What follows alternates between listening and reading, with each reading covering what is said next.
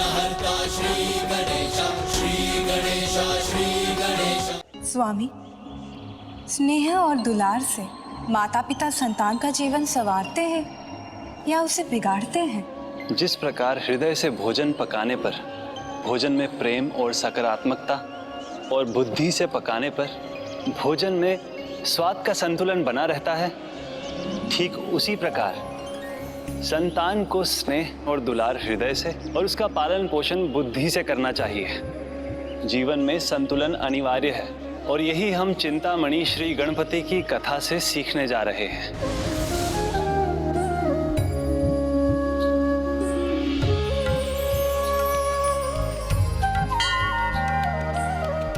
प्रणाम प्रभु चिंतामणि गणपति जी।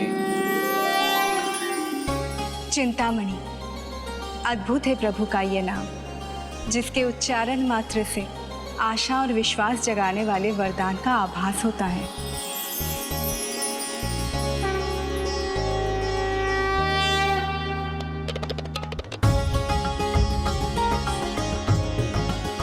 आपके मन का प्रश्न मुझे ज्ञात है और उसका उत्तर आपको। अब फिर से पहेली मत बुझाइए स्वामी, बता भी दीजिए। प्रभु गणेश के लिए सिंदूर का क्या महत्व है? इससे आप भली भांति परिचित हैं। ऋषिवर, आपने जिस प्रकार मेरे चरणों में सिंदूर समर्पित किया, मैं उससे अत्यंत प्रभावित हुआ हूँ और सिंदूर मुझे अत्यंत प्रिय हो गया है।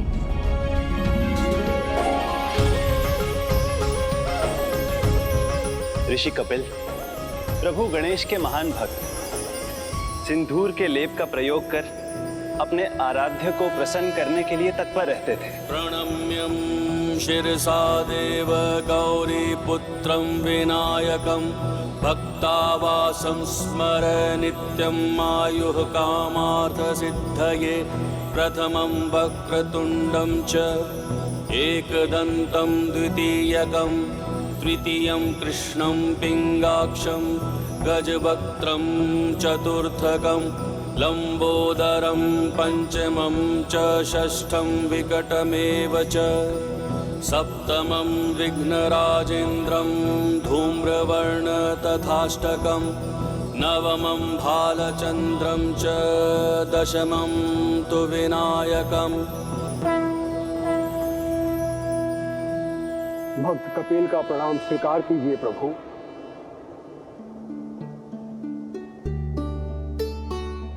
राजन, भगवान श्री गणेश जी की पूजा में अद्भुत शक्ति है। आप दोनों निष्ठा के साथ प्रभु श्री गणेश जी की पूजा कीजिए, आपकी मनोकामना अवश्य पूर्ण होगी। आयुष्मान।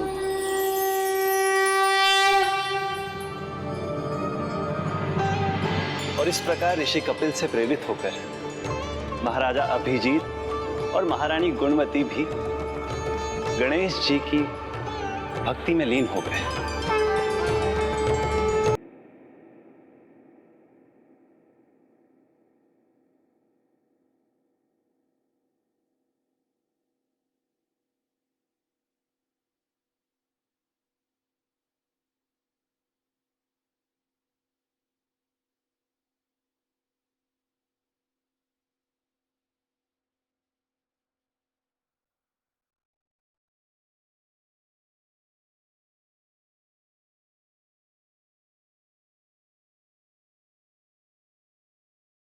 इस प्रकार दोनों पति पत्नी संतान प्राप्ति की मनोकामना के लिए घोर तपस्या में लीन रहे। अवश्य ही प्रभु ने उनकी मनोकामना पूर्ण की होगी। हाँ देवी, वर्षों तक अटूट भक्ति में लीन रहने के फलस्वरूप उन्हें पुत्र की प्राप्ति हुई, जिसका नाम उन्होंने रखा कर्ण। हे प्रभु, हमारा पुत्र आप ही का आशीर्वाद है, हम इसे आपके चरणों में लेकर आए। प्रतिदिन भोर में वो अपने पुत्र को गणेश जी के आशीर्वाद और उनकी पूजा के लिए लाते रहे।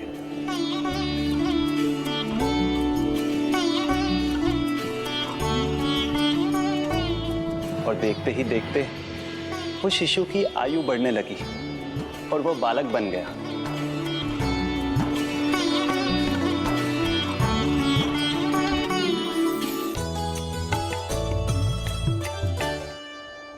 अरे पुत्र कर, हमने मना किया था ना तुम्हें, प्रभु के आशीर्वाद का अपमान नहीं करना चाहिए। मैं एक राजा का पुत्र हूँ, राजकुमार हूँ। मुझे किसी के आशीर्वाद की कोई आवश्यकता नहीं। पुत्र कर्ण, माँ देखो ना, पिताजी मुझे डांट रहे हैं। महाराज, ये तो बालक है, समय आने पर स्वयं समझ जाएगा। किंतु मेरे पुत्र को कोई उलाहना नहीं देगा, कोई डांटेगा नहीं।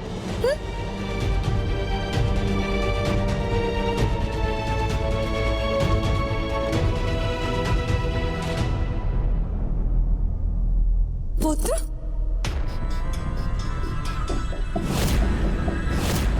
पुत्र प्रभु का भोग था, उन्हें चढ़ा लेती तब खा लेते।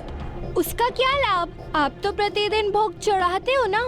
कभी देखा है आपके प्रभु को भोग खाते हुए? ये तो भक्ति भाव है पुत्र, इसमें किसी भी प्रकार का संशय का कोई स्थान नहीं। ध्यान रखना। पिताजी देखिए ना माँ को, आपकी बातें ये भी मुझे डांट रही हैं। यही सब सुनना था तो मेरा जन्म ही क्यों हुआ? जाने दीजिए महारानी, बालक ही तो है, बड़ा हो जाएगा तो स्वयं समझ जाएगा। पिता कुछ समझाते तो माँ रोक लेती, माँ कुछ समझाती तो पिता, और इसका लाभ उठाना उसे भली भांति आ गया था। इसीलिए वो जो चाहता वही करता था। पुत्र, ऐसे साधु निशाना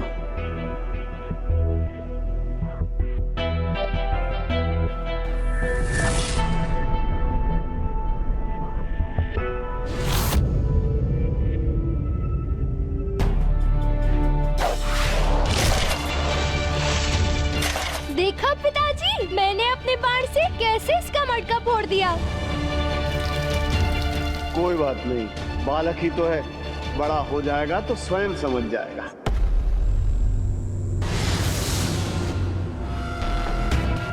ओहो, अभी आनंद आएगा।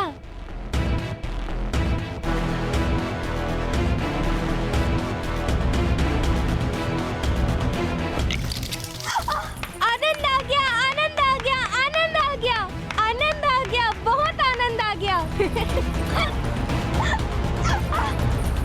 कोई बात नहीं, छोटा है, धीरे धीरे समझ जाएगा। हे, आनंद आ गया, हे, आनंद आ गया, आनंद आ गया।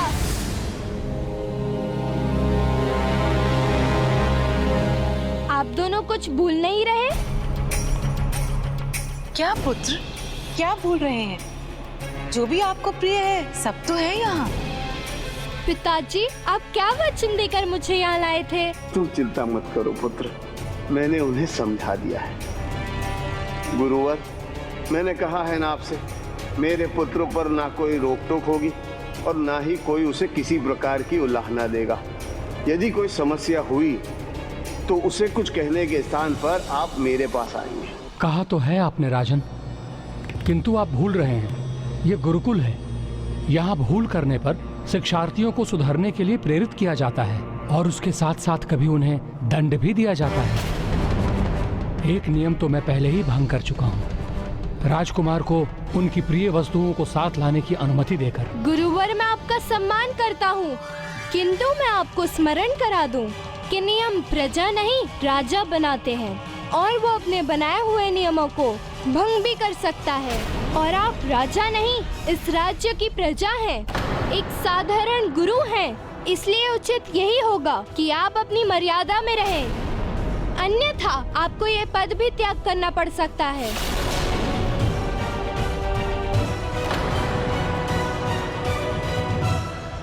देखा महाराज, कितने अधिकार से राजाओं की भांति बात करता है मेरा पुत्र। एक और दोनों माता पिता ने अपने पुत्र प्रेम में अपनी आंखों पर पट्टी बांध ली थी। उन्हें अपने पुत्र में केवल गुण ही दिखते थे, और दूसरी ओर गुरु विवश थे। उन्हें अपने राजा की आज्ञा का पालन किसी भी परिस्थिति में करना ही था, और उनका पुत्र कुछ सीखने के स्थान पर और उद्दंड बनता जा रहा था, किंतु उसके माता पिता को यह ज्ञात ही नहीं था।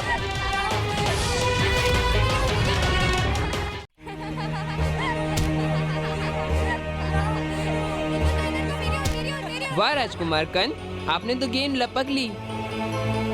राजकुमार, आप कहाँ जा रहे हैं? हमारी गेंद तो दे दीजिए। मैंने पकड़ी तो मेरी हो गई।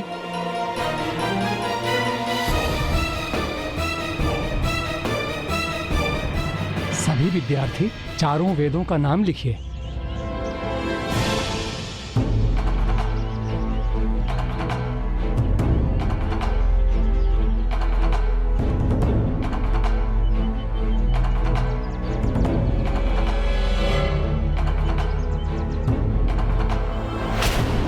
राजकुमार, ये मेरी है, मैंने इस पर लिखा है। मैंने छीनी तो मेरी हो गई।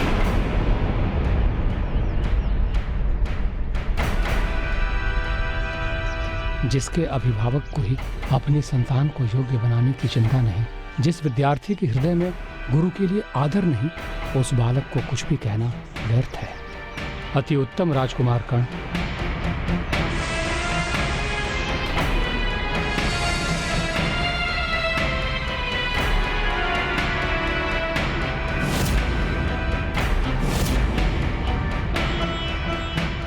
मैं इसे भूमि पर नहीं सोऊंगा। ओह, गुरुदेव के पास तो ये खटिया है। गुरुजी गिर गए, गुरुजी गिर गए, गुरुजी गिर गए। अब मैं इस पर विश्राम करूंगा। राजकुमार कर्ण, ये शिष्यों के लिए नहीं है। हाँ जानता हूँ, पर अब ये मेरे पास है तो मेरी है।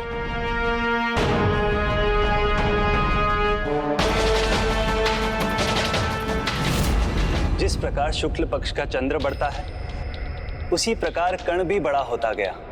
चंद्रमा तो बड़ा होकर अपने प्रकाश से धरती को प्रकाशित करता है, किंतु कर्ण उसके विपरीत अपने बढ़ते दुर्व्यवहार से सभी को चिंतित और दुखी कर रहा था।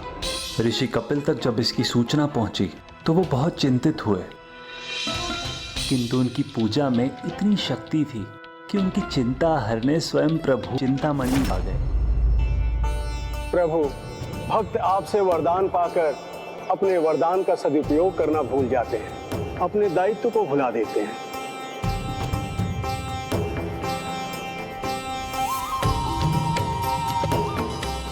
प्रभु, महाराज अभिजीत और महारानी गुणवती ने आपके आशीर्वाद से पुत्र को तो प्राप्त कर लिया, परंतु अपनी संतान को संस्कार सिखाना भूल गए।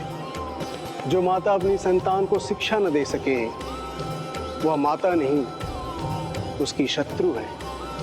जो पिता अपनी संतान को उसका कर्तव्य न सिखा सके, तो उसका बैरी है। प्रभु, कर्ण इतना बिगड़ चुका है कि सभी मुझसे हस्तक्षेप करने का अनुरोध कर रहे हैं। हस्तक्षेप तो आपको करना ही होगा ऋषिवर।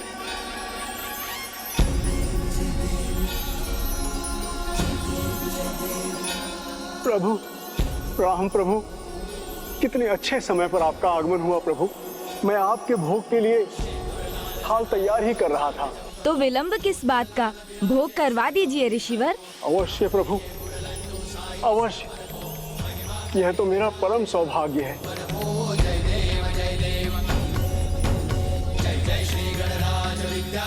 लीजिए प्रभु।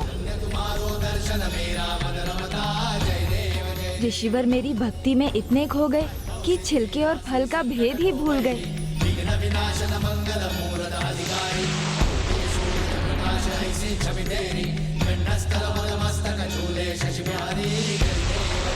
आपके लिए और है प्रभु, आपके लिए और है।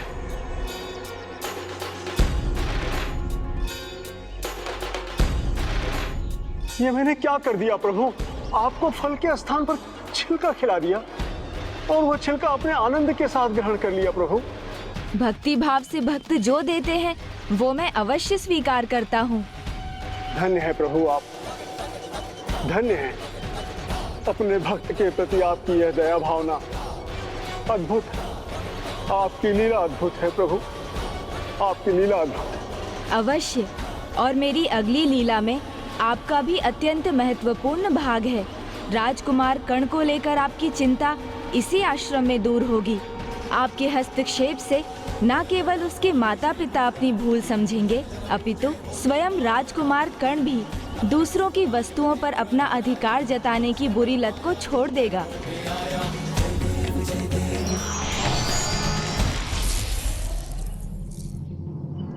महाराज, मैं पूजा करने गया था महाराज, तभी आपके पुत्र राजकुमार कर्ण वहां पहुंच गए।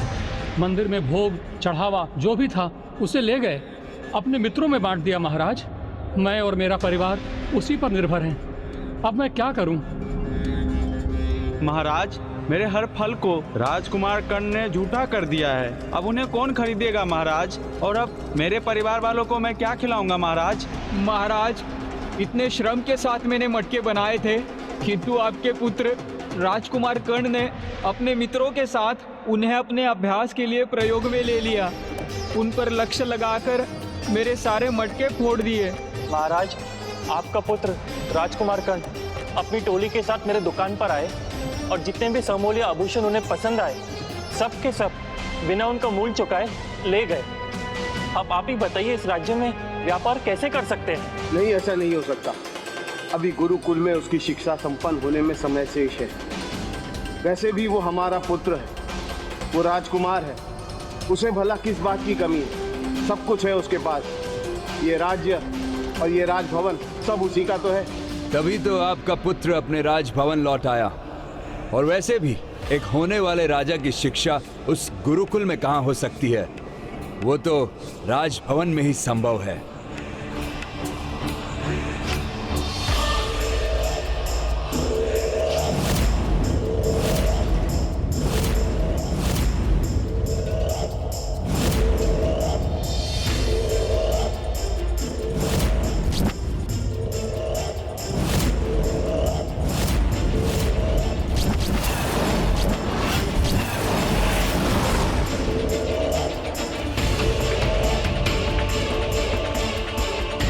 ये सब मेरे मित्र हैं पिताजी। इन्हें भी गुरुकुल नहीं भाया तो हम सब एक साथ यहाँ पर आ गए। अब मैं इन्हें सिखाऊंगा और जब मैं राजा बनूंगा तो ये होंगे मेरे सेनापति। नहीं पुत्र, न वो उचित है जो तुमने किया और न वो जो तुम करने की सोच रहे हो। तो क्या ये उचित है? आपका पुत्र राजकुमार कर्ण ये राजसी सुख त्याग कर भूमि पर सोए, साधारण वस्त्र पहने।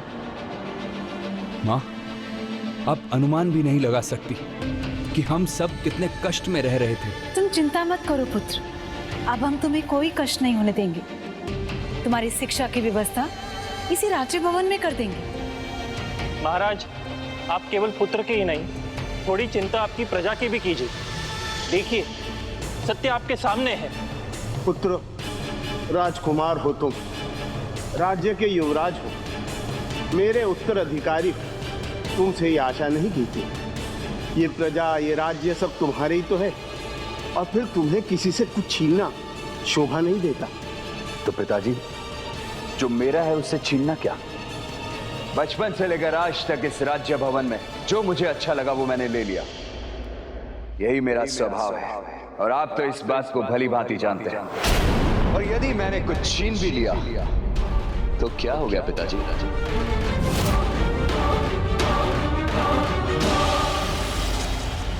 आप लोगों की जो भी हानि हुई है उसका मूल्य मैं चुकाऊंगा। मंत्रीवर, इन्हें उचित स्वर्ण मुद्राएं दी जाए। जी महाराज। महाराज, यदि इतना ही होता तो हम सह लेते, हम यहाँ आते भी नहीं। किंतु ये और इनके मित्र मर्यादा की सभी सीमाएं लांघ चुके हैं। हमारे राज्य में स्त्रियों का अपमान ये कैसे सहे? महाराज, जो वस्तुओं की हमारी क्षति हुई है उनकी तो आप भरपाई कर देंगे, किंतु इन बस, राजधर्म के विपरीत आचरण है तुम्हारा। अपनी ही प्रजा के साथ दुर्व्यवहार करने के बाद यहाँ लौटने का दुस्साहस कैसे किया तुमने? शांत पिताजी, शांत। आपकी आयु में इतना क्रोध नहीं करते।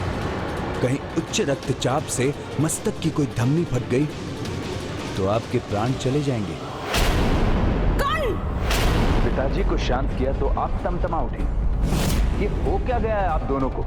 इतना कैसे बदल गए आप दोनों? हमें तो लगा तुम बदल रहे हो, अपने कर्तव्यों को समझ रहे हो। किंतु तुम्हें जिस प्रजा की रक्षा करना चाहिए तुम उन्हीं पर अत्याचार कर रहे हो। तो क्या हो गया? बचपन से लेकर आज तक जो चाहा वो छीनता ही तो रहा हूं मैं। तब तो आपने कभी कुछ नहीं बोला। आज ऐसे अचानक आप दोनों को क्या हो गया जो इतना क्रोधित हो रहे हैं आप? हाँ,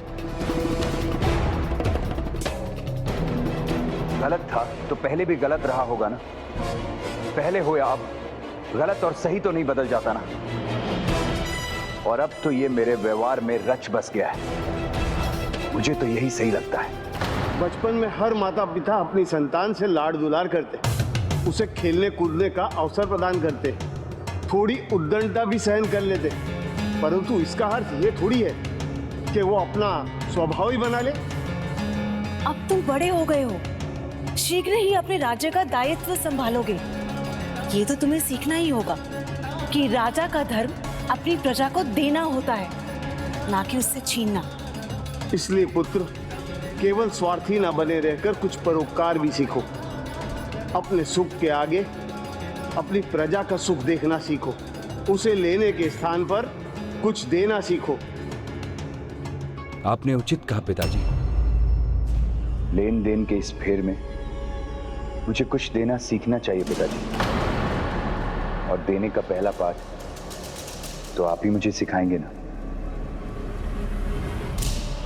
तो एक कार्य कीजिए, दे दीजिए अपने पुत्र को सिंहासन।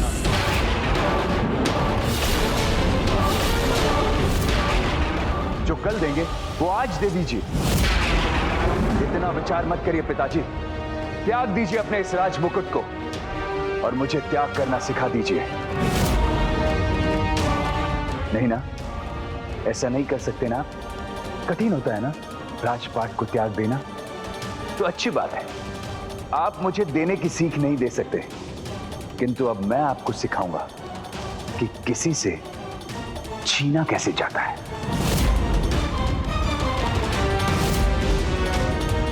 ये उद्दंडता कदापि मत करना पुत्र। माता पिता का अपमान करना पाप होता है पुत्र। ये पाप मत करना। कहीं तुम्हारे बुरे कर्मों के कारण तुम्हें ईश्वर से माफी ना मांगनी पड़ जाए पुत्र।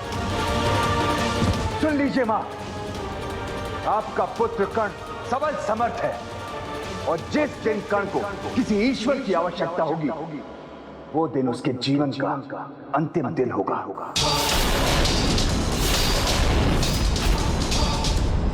कर्ण जो चाहता है वो छीन कर ले ही लेता है।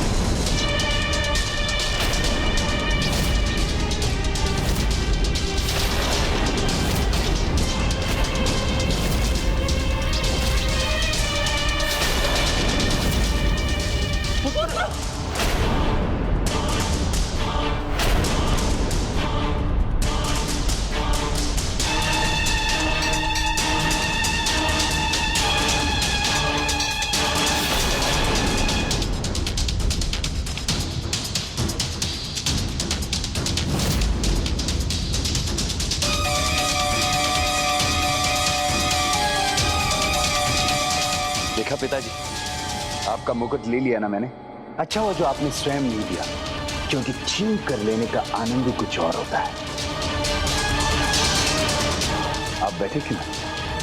अपने राजा के लिए सिंहासन तो छोड़िए, आपका राजा खड़ा है और आप बैठे। ये शोभा देता है क्या पिताजी? मुझे यहां से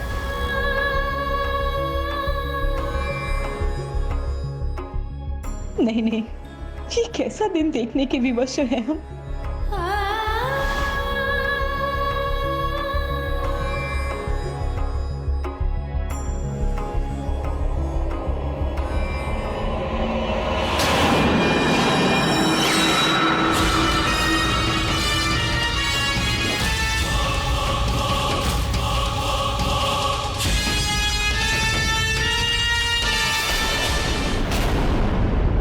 प्रभु,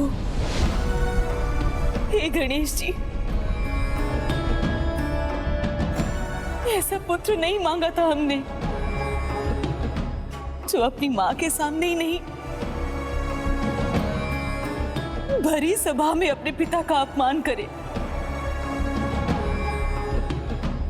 ऐसे पुत्र के लिए तपस्या नहीं की थी हमने।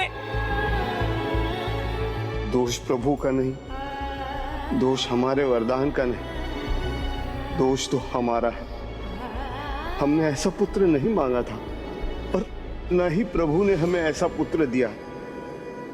हमने जिस प्रकार इसे बड़ा किया, इसका पालन पोषण किया, इसकी गलतियों को इसके बचपन का खेल समझा, ये तो उसी का परिणाम है।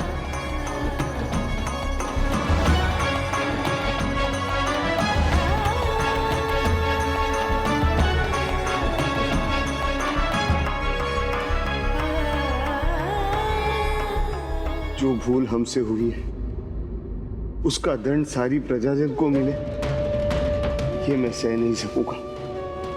हे प्रभु गणेश जी, हमें क्षमा कर दीजिए और हमें कोई मार्ग सुझाइए। चिंता मत कीजिए पिताजी, आपने अपना भविष्य स्वयं नियत किया है। पूजा पाठ और भक्ति में आपकी रुचि इस राजपाट से कहीं अधिक है, तो आपके लिए ये राजभवन से अधिक उचित स्थान है आश्रम। अब जिस आश्रम में कहेंगे मैं आपको वहां पहुंचा दूंगा। वैसे भी इस राजभवन का सुख आपने बहुत भोग लिया। अब आपका समय आश्रम में साधारण जीवन जीने का है।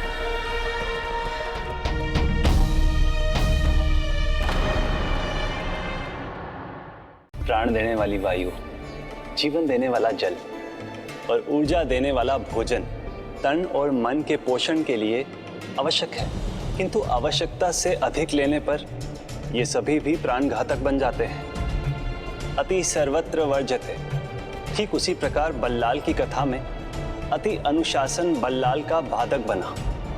वही कर्ण की कथा में अति स्वतंत्रता के कारण कर्ण ने उद्दंडता की सभी सीमाएं लांघ दी। जिस पुत्र को इतने दुलार से पाला, वही पुत्र अब महाराज और महारानी को कपिल के आश्रम में भेजने को आतुर था, किंतु जो होता है और जो हो रहा था, ये तो प्रभु गणेश की ही लीला है और ये स्वयं कर्ण को भी ज्ञात नहीं था।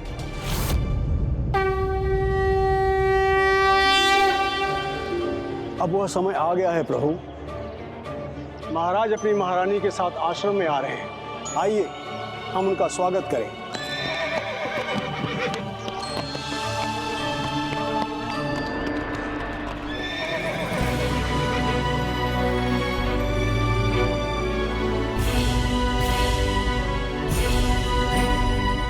हमारे आश्रम में आपका स्वागत है। ऋषिवर, आपकी दृष्टि से चूक हो गई, अन्यथा आपको ज्ञात होता कि महाराज अब पिताजी नहीं, मैं हूं। संभव है यह समाचार अब तक आप तक नहीं पहुंचा होगा। समाचार सर्वत्र पहुंच जाता है, पराक्रम का भी और दुष्कर्म का भी। मैं यहाँ पर आपके उपदेश सुनने नहीं आया हूँ। जो मेरा है उसे प्राप्त करना दुष्कर्म नहीं, पराक्रम है।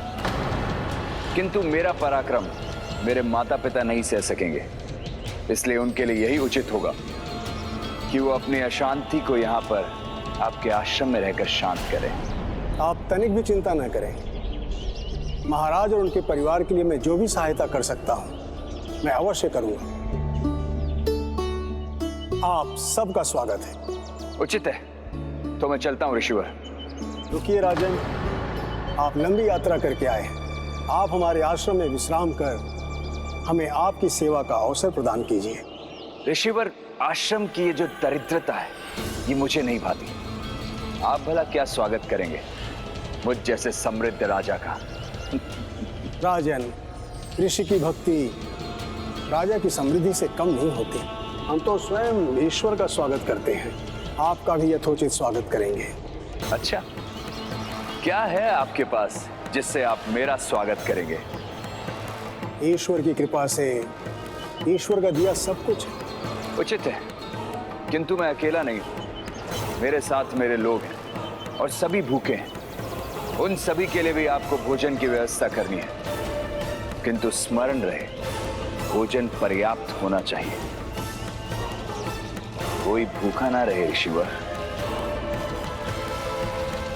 पुत्र, अनुचित मांग है ये तुम्हारी। आप तनिक भी चिंता न करें, यह तो मेरे लिए कुछ भी नहीं है। मैं अवश्य भोजन करवाऊंगा आपको और आपके लोगों को। अच्छे से विचार कर लीजिए ऋषिवर। यदि आप ऐसा करने में असमर्थ रहे तो ये आपका आश्रम मेरा हो जाएगा। स्वीकार है राजन, आप निश्चिंत रहिए। आप सबका हमारे आश्रम में स्वागत है।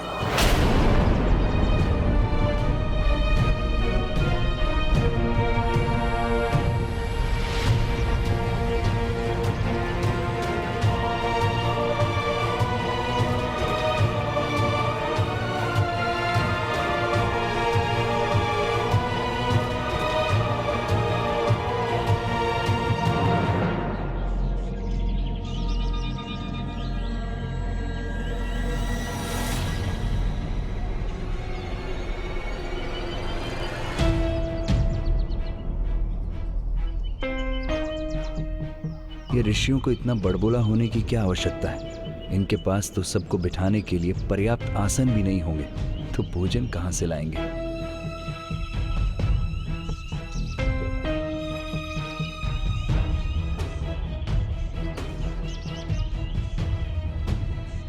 कपिल मुनि तो मात्र एक पात्र थे गणेश जी की लीला के। कर्ण को नहीं पता था कि वो एक ऋषि को नहीं अपितु गणेश जी के एक प्रिय भक्त को चुनौती दे रहा था। फिर हुआ वही जो गणेश जी ने रचा था।